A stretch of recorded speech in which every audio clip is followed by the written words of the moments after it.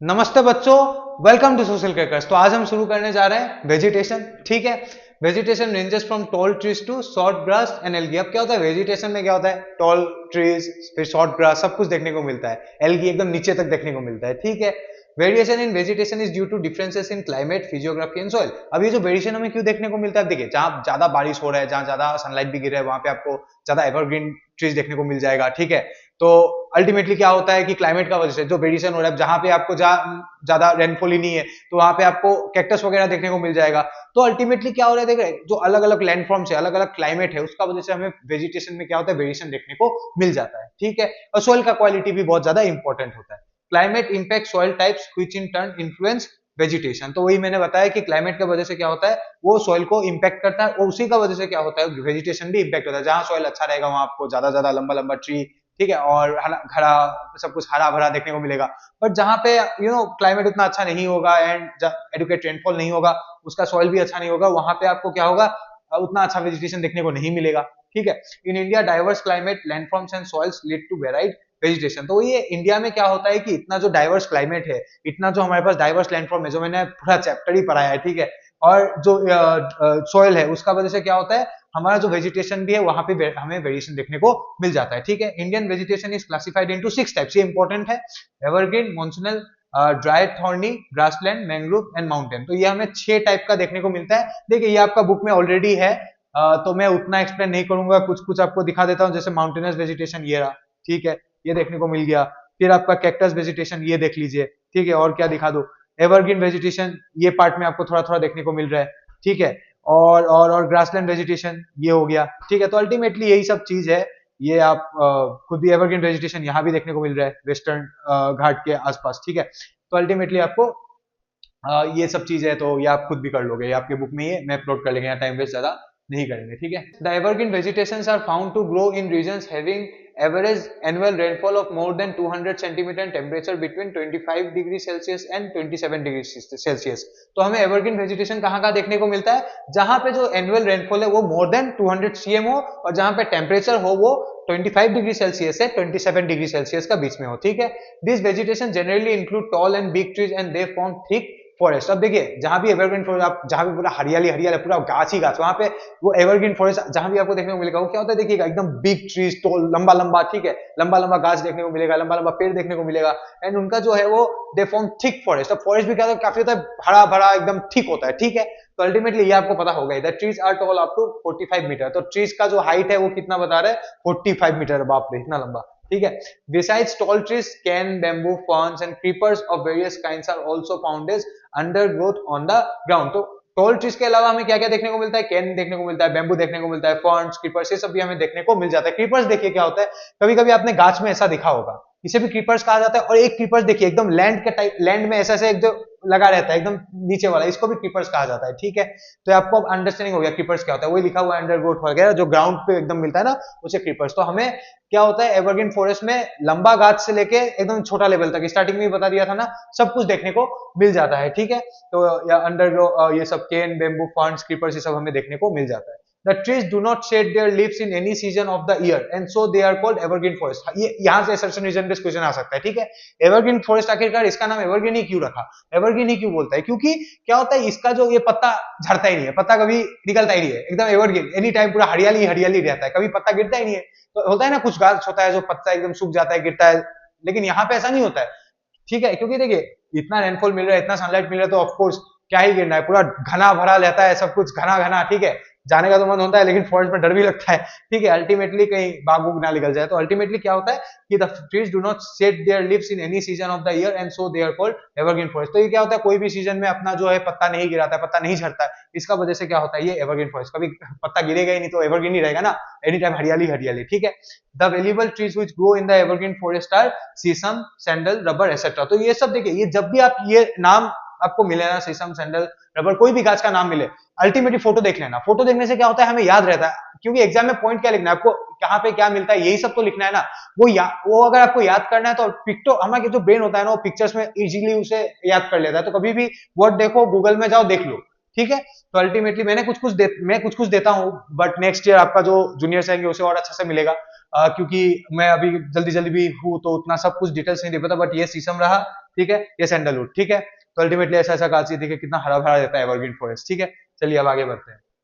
अब आते हैं हम monsoonal vegetation. This vegetation are found in the regions having average annual rainfall between 100 centimetre and 200 centimetre and temperature of about 27 degree. तो हमें मॉन्सूनल vegetation कहाँ कहाँ देखने को मिलता है, जहां पे जो एनुअल रेनफॉल है वो कितना से 100 सेंटीमीटर से 200 सेंटीमीटर का बीच में रहता है, और टेम्परेचर जो है वो हमें 27 डिग्री सेल्सियस देखने को मिलता है, ठीक है। Monsoonal vegetation are dependent on rainfall occurring during the monsoon. जब देखिए मॉन्सूनल वेजिटेशन नाम में ही आंसर है, मानसून क्यों है, मानसून रेनफॉल लेके आता है, रेनफॉल नहीं होगा तो मानसून वेजिटेशन भी नहीं होगा। तो किस पे डिपेंडेंट रहता है, रेनफॉल रहता है, जो कौन लेके आता है, मानसून सीजन लेके आता है। नाम बहुत नाम में ही आंसर ही सब कुछ है।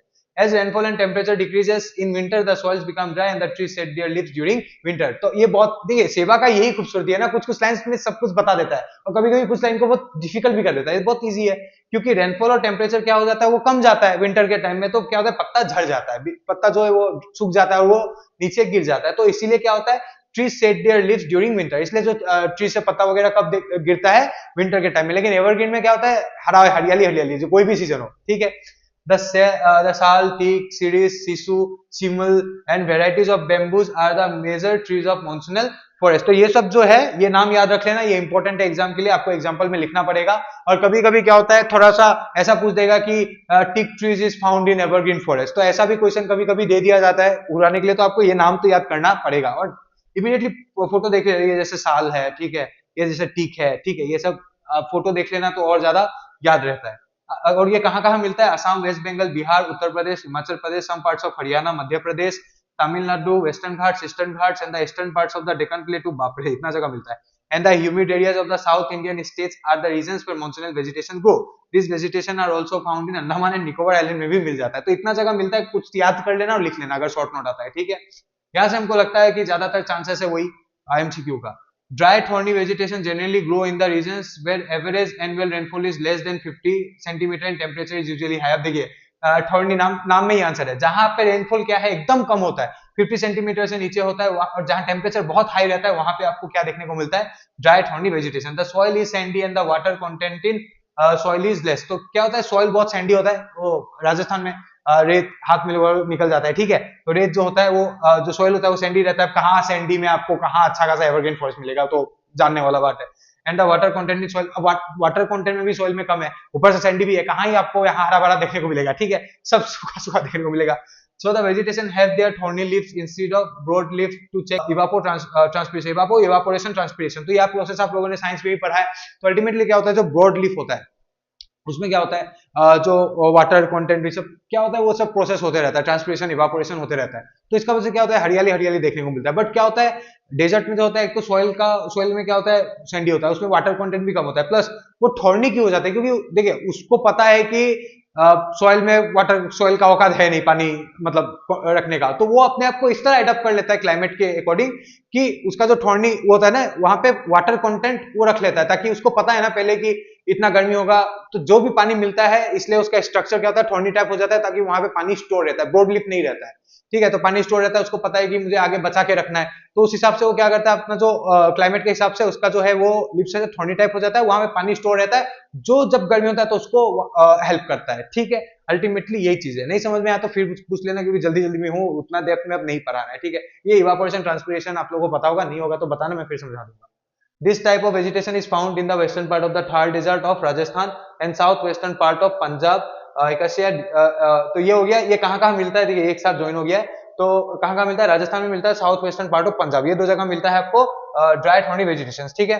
Acacia, different varieties of cactus, date palm etcetera are the major trees of drylands and deserts. तो ये सब जो एकासिया, ये नाम लिख देना, and different varieties of cactus, date, ये सब आपको यहाँ पे देखने को मिल जाता है। कहाँ, Rajasthan and western part of जो है Thar desert of Rajasthan and south western part of Punjab. तो यहाँ पे आपको ये सब एकासिया, कैक्टस, डेट पाम, ये सब आपको जो मेजर ट्रीज है ये देखने को मिल जाता है, ठीक है। ये देखिए, ये हो गया एकासिया, आपने कहीं ना कहीं ये सब देखा होगा, और ये सब आपको ये सब वेजिटेशन, थॉर्नी वेजिटेशन, ये सब देखने को मिल जाता है, ठीक है। चलिए अब आगे बढ़ते हैं। Grassland vegetation, it is remarkable that extensive grasslands like prairie of North America and savanna of Africa are not found in India। तो ये एक रिमार्केबल फीचर ये है कि जो हमारा ग्रासलैंड जो प्रेरी में आपको नॉर्थ अमेरिका में जो है जगह एक प्रेरी, और अफ्रीका में सवाना, वहां पे क्या होता है हमें एक्सटेंसिव ग्रासलैंड जो देखने को मिलता है वो इंडिया में देखने को नहीं मिलता है। But some grassland vegetations are found to grow in the areas having average annual rainfall between 50 centimetre 100 centimetre. But हमें कुछ कुछ जगह पे क्या होता है ग्रासलैंड जो है ये ग्रासलैंड वेजिटेशन देखने को मिलता है। कहाँ पे? जहां पे रेनफॉल कितना हो 50 सेंटीमीटर से 100 सेंटीमीटर का बीच में हो, ठीक है। The grassland vegetation include short grasses and thorny bushes, ठीक है। तो क्या क्या देखने को मिलता है जहाँ पे जो ग्रास है वो क्या हो, वेजिटेशन जो है वो शॉर्ट ग्रासेस हो, ठीक है। तो वो हमें देखने को मिलता है ग्रासलैंड वेजिटेशन में, ज्यादातर ग्रासेस जो है वो शॉर्ट रहे, ठीक है, ये सब हमें देखने को मिलता है। Such vegetation are distributed in Punjab, eastern part of Rajasthan and plains of Uttar Pradesh in northern India and also in the central parts of Andhra Pradesh, Karnataka and some parts of Maharashtra of the Deccan plateau. तो यहाँ यहाँ हमें क्या देखने को मिलता है, ग्रासलैंड वेजिटेशन देखने को मिलता है, ये आपको याद करना पड़ेगा। Moreover, the wet and waterlogged environment of the Terai region of the Himalayan foothills also favor the growth of grassland vegetation like thatches, canes, reeds, etc. Among these, there also grows trees like hair, samuel, etc. तो ये सब क्या होता है grow होता है, ठीक है। ये सब देख लीजिए, ये सब आपको देखने को मिलता है, कैन होगा, ठीक है, आपने देखा होगा ऐसा, ठीक है। तो ये सब यहाँ पे ग्रो होता है, ये सब एग्जाम में आप लोग लिख दोगे, ठीक है। चलिए, अब होता है mangrove vegetation. Mangrove vegetation are found in the coastal delta regions. तो यह कहाँ मिलता है, जहां पे कोस्टल रीजन रहता है, डेल्टा रीजन, ठीक है। ये मैंने आपको पहले भी समझाया है। Coastal region, eastern coast, western, वहां पे आपको ये सब देखने, ईस्टर्न कोस्ट में आपको ये सब देखने को ज्यादातर मिल जाएगा। मैंग्रोव वेजिटेशन इस साइड में ज्यादा देखने को मिलेगा, ठीक है। In spite of salty sea water, the sediments carried and deposited by the tides and rivers support this peculiar kind of vegetation in the coast। अब क्या होता है, देखिए एक इंटरेस्टिंग पिक्चर है, क्योंकि सी में क्या होता है, तो वाटर होता है वो सॉल्टी होता है, तो इस तरह से तो खत्म ही हो जाना चाहिए था, वहां तो कुछ ग्रो होने का चांस ही नहीं होता था। यही इंटरेस्टिंग है कि सॉल्ट वाटर के बावजूद, इतना सॉल्ट होने के बावजूद क्या होता है, यहाँ पे आपको क्या होता है, वेजिटेशन देखने को मिल जाता है। क्यों देखने को मिलता है? क्योंकि ये जो टाइड वगैरह आता है, ये क्या होता है, जो है आपका सेडिमेंट्स वगैरह वहां पे डिपॉजिट कर देता है। ये देखिए, ये पेड़ का स्ट्रक्चर देखिए, अजीब नहीं है? जब हाई टाइड होता है तो ये पूरा भर जाता है, सेडिमेंट्स वगैरह लाके यहाँ डिपॉजिट कर देता है। फिर जब लो टाइड होता है, ये आपको देखने को मिलता है। हाई टाइड के टाइम आपको देखने को नहीं मिलेगा ऐसा, ठीक है। जब हाई टाइड होता है तो पूरा भर जाता है यहाँ तक। अब जब लो टाइड होता है तभी ऐसे आता है, जब हाई टाइड के टाइम होता है सारा सेडिमेंट आके यहाँ पे रख देता है। तो इस वजह से आपको ये पिक्यूलर टाइप का एक वेजिटेशन यहाँ पे देखने को मिल जाता है। ऐसा ही आपको देखने को मिलेगा कोस्ट के साइड में, ठीक है। This vegetation grow mainly in the coastal areas of the gulf of Kutch, the delta region of the Ganga Brahmaputra, the Sundarban, that is the Sundarbans, and also in the deltas of Mahanadi, Godavari, Krishna and Kaveri rivers। तो यहाँ यहाँ आपको देखने को ये vegetation मिल जाएगा जहाँ delta बनाता है। डेल्टा मैंने बताया था ना आप लोगों को, आपको याद है कि नहीं है, यहाँ पे कहाँ गया, ठीक है, ये आपको याद तो होगा ही, मैं बस ऐसे दिखाई देता हूँ एक, ठीक है, आपको तो याद होगा ही। जस्ट एक गंगा का जो सुंदरबन डेल्टा, ये सब तो आपको याद हो गई। जैसे ये रिवर आ रहा था तो यहाँ पे डेल्टा छोटा छोटा बना रहा था, ठीक है, ये जो छोटा छोटा डेल्टा बना रहा था, तो यहाँ पे ही आपको ज्यादातर देखने को क्या मिलता है, मैंग्रोव वेजिटेशन देखने को मिल जाता है, जहाँ डेल्टा फॉर्म करता है। मैंने कहा था ना, पानी आता है फिर धीरे धीरे स्लो डाउन होता है, एक ट्राइंगल टाइप स्ट्रक्चर, वो जो डेल्टा बनाता है, वहां पे ही आपको ये सब देखने को मिल जाता है। क्लियर है, समझ में आ गया होगा, ठीक है। इतना आई थिंक मैं बहुत ज्यादा फास्ट जा रहा हूँ, बट जाना तो पड़ेगा ही। Among the mangrove vegetation, the Sundari, date palm, coconut and bushy plants are the major trees। ठीक है, तो ये सब क्या रहता है, ज्यादातर आपका देखने को मिलता है। ये सब नाम आप लिख देना एग्जाम्पल में, कोकोनट तो याद ही रहेगा, डेट पाम तो ये सब याद ही रहेगा, ठीक है। अब आगे mountain vegetations. Altitude significantly affects the types and distribution of vegetation due to variation in rainfall, temperature and soil quality। ये सब ऑल्टीट्यूड की वजह से क्या होता है, मैंने बहुत क्लाइमेट में अच्छा से आपको सब कुछ कवर किया, वहां देख लेना, ठीक है। तो ऑल्टीट्यूड की वजह से क्या होता है, हमें अलग अलग टाइप का, अलग अलग साइज का वेजिटेशन देखने को मिलता है। Different altitudes and hill slope support various types of vegetation. तो अलग अलग ऑल्टीट्यूड पे, अलग अलग हिल स्लोप पे हमें अलग अलग वेजिटेशन देखने को मिलता है। क्लाइमेट का इन्फ्लुएंस होता है, ऑल्टीट्यूड खुद एक इन्फ्लुएंसिंग फैक्टर रहता है, ठीक है। The outer Himalayas Shivalik range at about 1000 meter elevation are covered with thick monsoonal forest including silent bamboo। तो आउटर हिमालयस में शिवालिक रेंज मतलब एकदम नीचे वाला फुट हिल्स ऑफ हिमालयस, वहां पे आपको देखिए जहां पे 1000 मीटर का एलिवेशन रहता है, वहां में क्या देखने को मिलता है, थिक मॉन्सूनल फॉरेस्ट लाइक सैलन बेम्बूस, ठीक है। बिटवीन 1000 मीटर एंड 2000, फिर उसका ऊपर जाने से आउटर में एकदम शिवालिक से ऊपर, ये सब कुछ मैंने पढ़ाया हुआ है, ठीक है। एकदम मुझे गुस्सा आएगा नहीं आता है तो। शिवालिक के ऊपर जब आप जाओगे तो वहां पे जहां पे 1000 और 2000 मीटर के बीच में जो एलिवेशन रहता है हिमालय, वहां हमें क्या क्या देखने को मिलेगा, वहां में oak and coniferous trees dominate, वहां पे वो डोमिनेट करते हैं। फिर अगर उसका भी ऊपर जाएंगे एकदम हिमालय का टॉप में, वहां में क्या मिलेगा, coniferous forest including deodar are found between 1600 and 3000 metre in the north eastern hills Kashmir, Himachal Pradesh, Uttar Pradesh, Darjeeling and Sikkim. तो यहाँ पे हमें कॉन्फ्रेंस देखने को मिल जाएगा, कहाँ पे 1600 से 3000 मीटर का ऊपर। अब 3000 मीटर के ऊपर हमें बस क्या देखने को मिलेगा, एल्पाइन वेजिटेशन देखने को मिलेगा, मतलब जो हिमालय है। तो शिवालिक में हमें क्या क्या देखने को मिला था, देखो शिवालिक में हमें क्या क्या देखने को मिला था, मॉनसूनल फॉरेस्ट, ठीक है, एकदम जो फुट हिल ऑफ हिमालय है। फिर हम थोड़ा सा ऊपर गए 2000 मीटर में हमें क्या देखने को मिलेगा, ओक एंड कॉनिफरस। फिर हम उससे थोड़ा सा ऊपर गए 1600 से 3000 मीटर के, हमें क्या मिलने को मिला, कॉनिफरस फॉरेस्ट लाइक डिओडर, ये सब देखने को मिला। एकदम ऊपर में हमें क्या देखने को मिला, एल्पाइन वेजिटेशन देखने को मिला, ठीक है, जहां पे 3000 मीटर का ऊपर हाइट रहता है वहां एल्पाइन वेजिटेशन। तो आप इसे इमेजिन कर लेना, ये ओक हो गया, ये डिओडर हो गया, एकदम ऊपर में हमें ये एल्पाइन वेजिटेशन देखने को मिलता है। अलग अलग साइज पे हमें अलग अलग ऑल्टीट्यूड, अलग अलग ऑल्टीट्यूड का वजह से अलग अलग साइज ऑफ वेजिटेशन हमें देखने को मिल जाता है, ठीक है। ये last, vegetation is a valuable natural resource, of course it's a valuable natural resource, में अगर नहीं होगा तो जस्ट इमेजिन ह्यूमन लाइफ, ठीक है। India is rich in vegetational and other forest resources, India of course बहुत ज्यादा रिच है इस मैटर में। In the forest of India most of the plants have their medicinal values. तो अब देखिए बहुत सारा फॉरेस्ट में, पहले हम लोग बोलते थे ना, आपको याद होगा हनुमान जी जो संजीवनी बूटी वगैरह लाया था, आपको ये सब चीज याद होगा थोड़ा। तो हमारे इंडिया में पहले से ही, प्राचीन काल से ही क्या होता है, मेडिसिनल वैल्यूज, ये जो ट्रीज हमें मेडिसिन देता है, अल्टीमेटली सारा मेडिसिन तो हमें ट्रीज वगैरह, फॉरेस्ट वगैरह से ही मिलता है। तो ये इतना इंपॉर्टेंट है हमारे लिए, बट लोग क्या ही समझते हैं। Plants are essential for protection of natural environment, बिना प्लांट्स का कहाँ ही एनवायरनमेंट बचा रहेगा। Plants help to retain water in soil and also check soil erosion. तो प्लांट्स का वजह से क्या होता है, सोयल में वाटर रिटेन होता है, ठीक है।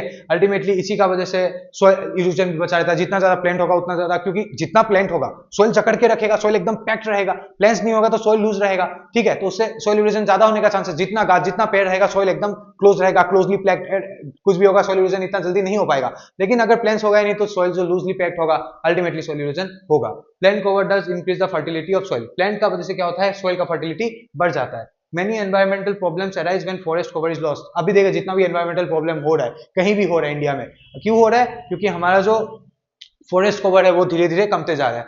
ये last, so it is very important, so it is very much necessary to conserve forest resources not only for economic development but also for the protection of our environment। तो हमें पेड़ पौधा बचाना बहुत जरूरी है, क्योंकि अगर ये नहीं होगा तो फिर हमारा क्या होगा, एनवायरमेंट बचा नहीं रहेगा, एनवायरमेंट बचा नहीं रहेगा तो हम भी मर जाएंगे। इसीलिए हमें एनवायरनमेंट बचाना होगा, हम सबको मिलकर बचाना होगा। एजुकेशन का पर्पस क्या है, कि सिर्फ पढ़ो लिखो मार्क्स लो भूल जाओ, नहीं, सब कुछ बचाना। अभी आप जो लिख रहे हो एग्जाम में, पेज जो वगैरह कर रहे हो, इतना जो ज्यादा लिखते रहते हो, अल्टीमेटली क्या आप पेज जो वेस्ट करते रहते हो, ऐसे फाड़ के फेंक दिया और पीछे ब्लैंक हो, नहीं, खुद भी कुछ काम करके प्रोटेक्ट करो ना। जब पेज इतना सारा तो उसको यूटिलाइज करो पेज को, ये नहीं कि एक पेज लिखा है पिछला पेज ब्लैंक है और फेंक दिया, उसको भी यूटिलाइज करो। जो पेज है उसको कुछ काम में लगाओ। तो अल्टीमेटली ये नहीं कि सरकारी सब कुछ करेगा, तुम भी तो कुछ करो, पढ़ रहे हो तुम, तुम्हें भी तो कुछ करना पड़ेगा ना। तो ultimately this point is not only important for exams but also important to understand that we need to save our environment, and in order to save our environment we have to spread awareness, क्योंकि हम education ले रहे हैं, हमें parents शिक्षा provide करें नहीं कि बस किया और भूल गया, ठीक है। तो अल्टीमेटली हम अब मिलेंगे नेक्स्ट पार्ट में, चैप्टर खत्म होने का नाम ही नहीं ले रहे, बट खत्म जल्दी होगा, टेंशन मत लो, बस ये साल भर के अंदर खत्म हो जाए। बहुत लंबा चैप्टर है, I don't know why I picked up this chapter. ये जितना लंबा चला उसमें 2 चैप्टर खत्म हो गया होता। तो चलिए, बट आप लोगों का ही, कुछ लोगों का डिमांड था इसलिए फुलफिल करने के लिए किया गया। अब मिलते हैं नेक्स्ट क्लास में।